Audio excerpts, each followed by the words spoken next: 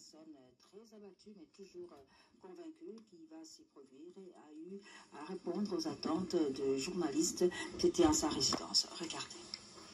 De la forêt au nom des amis, Tozana Bangwa, Oebi Wamoupe, donc Laurent Fabrice Somba, Mami Lela, Nadjoé Bangato, Toye, Toyebi que événement monnaie il fallait Zalamba. Toujours cerné le côté. Au Bisso Toyebi, Bolenga Radio Trottoir et Leki. Étant journaliste, tout le monde est au Vanda Libosa, Kozela Libosa, Radio Trottoir T. D'ailleurs, peu Bolimbi, Nandeng Tokote Panayo, Yagi rendez-vous. Qu'est-ce qui se passe au PSB sur la grande ligne, au commune à niveau Nini, tout le monde à les 17, les 25, la tractation au niveau de la maison Schengen, les années, tout ça, moi, question bien, mais Tony, au PSB planté dans le décor, où en est-on, tout comme il y a le 17 septembre. Enfin, il y a comme il est 25, sur le website. Même des programmes de ma visite, associé à Kiltira Mboka, parce que pour intérêt toute une génération lobby je crois chaque fois que c'est l'émission on a remercié Rabino pour payer qui tire en moka voilà mais niveau autocombinelo en tout cas problème est il faut dire la vérité quand c'est vraiment tu résoudre en amitié donc tu as un blocage s'il faut dire la vérité. Mais que tu as dit que ça, la réforme, il y a conseil, il fallait mettre dans les 17 ou les 25. Mais jusqu'à présent, ça dit, moi, plutôt lancer le message, Moko, n'a pas fait mieux sur confirmer ma mot, d'après les 25, comme il faut, ils ont été parce que moi, anomalie, Mouketi, Siko, ils ont la maison Schengen. Anomalie, tu comprends, le bénin, c'est un visa de Tissiko. Voilà, en fait, le visa, au début, on a un visa à l'île, après qu'il y a l'ambassade des États-Unis. Malheureusement, quelqu'un qui remplit le formulaire. C'est aussi ici, après, on va bien sur l'ambassade. L'ambassade de voilà, rendez-vous, ça l'appelle donc interview dans l'eau. Sur le qui nous fout visa, c'est que visa accordé. Mais il ne peut pas l'afficher ça là qui. L'air toqué, ici sur en tout cas, tout le monde empreinte. Après, si sur un document de remplir, après, si on a visa, mais ils en ont comme d'habitude, sur quelle ambassade, il y a Belgique, il y a France, la maison Schengen. On a déjà visa, ça déjà acquis. Donc, après, c'est déjà visa. Maintenant, ce que tu as en haut, comme ça, on a beaucoup côté officiellement. Donc, le passeport, ils ont la maison Schengen, 10 côtés toujours. Alors, le roi de la forêt, on doit comprendre un tout petit peu ce qui s'est passé réellement. La dernière descente dans la maison Schengen, tout le monde, la population, il y a qui est belé, il y a un peu en retard sur appel. Information sur appel, il y a consul, oui, il y a un peu en retard. Qu'est-ce qui s'est réellement passé? Il y a une pression dans la maison Schengen parce que retard ou bien blocage, vous constatez dans le bureau, ou c'est la population qui est venue d'elle-même. Qu'est-ce qui s'est passé réellement et est-ce que besoin qui gagne de cause la pression est celle de Makiwana? Bon, on y démarche notre bandit dans les boussoles, l'air de Zéba, du Sénat, en tout lambda, logique. Nous sommes en visa. Nous sommes producteurs en France. Nous sommes dans l'ambassade de France. Nous sommes beaucoup en charge d'affaires en ambassade de France. Nous sommes en manager Sony Kaman dans la gauche, nous sommes en charge d'affaires. Ici, nous avons présenté un document où nous avons présenté réservation à salle, un hôtel et tout. Dans le contrat où nous signons le producteur.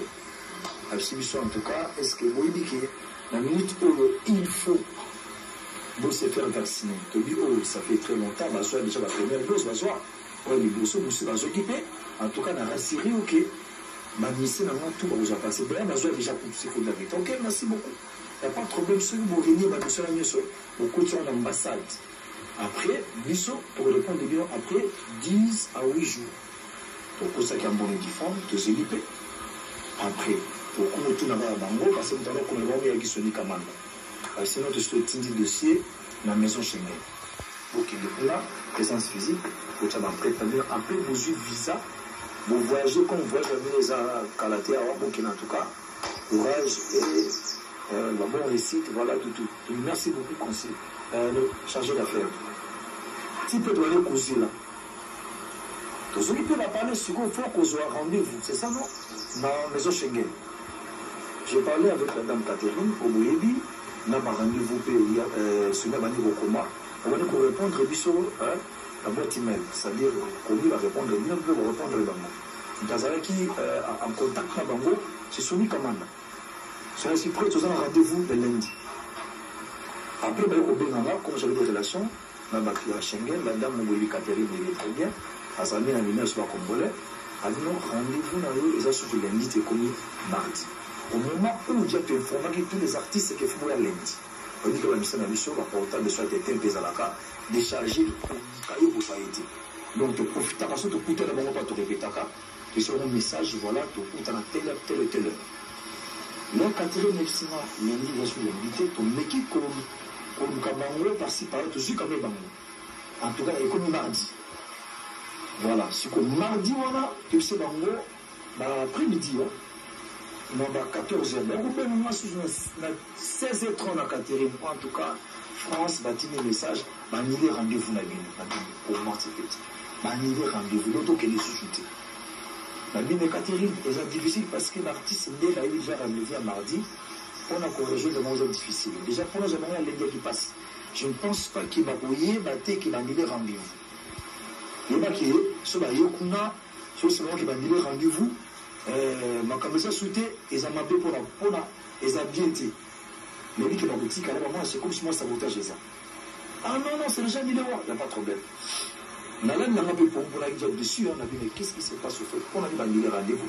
En France, la Bengi Schengen, qui va annuler rendez-vous. Professeur, tout le monde les a par rapport à l'État congolais. Na makamuni so beti solo wana toyobi to moni mais quand même nous a so na mboka biso to kanuni to tangi ba biso to komisa la musala oyo wera ozali biso na oyo ozoke des zéniths c'est bandi le lote et na yebike plus d'une fois to kena pela ba répétition kuna place na cabine center na ba bilombe nyoso za ko bengisa wana ba yuda mbidiabel tout ça on a mona rasoki pona ibenge na bana na yo wana mboke ninganaka bon léopard tout le bala léopard bon na habité pona yo likam non gouvernement go balingaka peu yo babinaka pe musique na sko likambo yo batalika rabwe. En tout cas merci Mami Lela kolela la moi zape kolela na bino passe na zape passe na bino Mami to souffrir trop de logo injustice sur notre nava mon colis va réparer musique c'est-à-dire la limite est dans la robe tabala mais on doit jouer la musique na matin on va jouer la musique œuvre en esprit micro ou la salle de discours et ça art normalement dans pays bien organisé et ça tout le monde pas les artistes dans le monde ce que tu regardes ça vous vraiment là il y a un monde de streaming comme il est là plateforme les autres comment les lots tu sais comprendre les jeux on a c'est-à-dire que nous tout là mon colonel tu as délivré mon conseil va aider mission dans mon cas oui bien comme va jouer là qui na va voir Jacques bah ça là moi là maintenant soutien gouvernement soutien mon konzamoka soutien ba ministre bah ça la vraiment mission d'artiste on va voir ambassadeur là ba mission na bien autorité nationale. Mami, pourquoi imaginer que chargé d'affaires de l'ambassade de France, tu as un niveau de mon copain, il y a mon à Bengi, va annuler concert. Va annuler concert.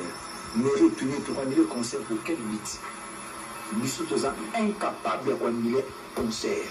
Si on annuler concert, tu n'es pas producteur. Ou bien, bien, sans y assigner, annuler concert. Je ne sais pas, il nous a caché derrière mon toit. Ou bien, ça n'a l'autorité, moi, parce que ce n'est pas normal. Au moins, quand nous avons déjà conseil à réconciliation. Conseil à paix entre la diaspora et les artistes. Vous allez avoir la démission. Vous avez ma collègue, vous communiquer, vraiment. La mission, tout ça, là, l'effort, il y a l'autorité, il y a l'artiste, la mission, ma paix, ça, maison mère visa, là, qui est à conseil. Moi, il ne peut pas le faire. C'est trop dans la mission. Mais à Bino, vous avez bien l'air. S'il faut vraiment, on a 5 Bino. Parce que Christopher, on a. Ah, je vais n'a kaka. N'habitez ceux qui n'habitent le GTG, c'est-à-dire, non, l'essentiel. parce que hier le béquet concert eza annulé mais ba ibisi kene na site ya Zénith so eza annulé kene na site ya Zénith eza annulé à la préfecture mais so ba benga ba ministre il y a pas de problème je vais arranger tu sais moi na so ba benga ba juste non concert annulé na yibité ma mille la seconde azo kene na mo je sais pas tout si ma le côté wa yango fanatique nyonso baza kokuwa makambo mani mwana banga kita bayeki na Schengen wa tubenga bango ta bayibi que tu voyager te mais sinon près aza na kina voyager te so voyager ki angole kana njili ya to mona ye ango pe pa biso donc tu dis que ya ça ne va pas na makambo donc tu sais jamais on appelle les batteries na l'ambassade de France tout dit bango te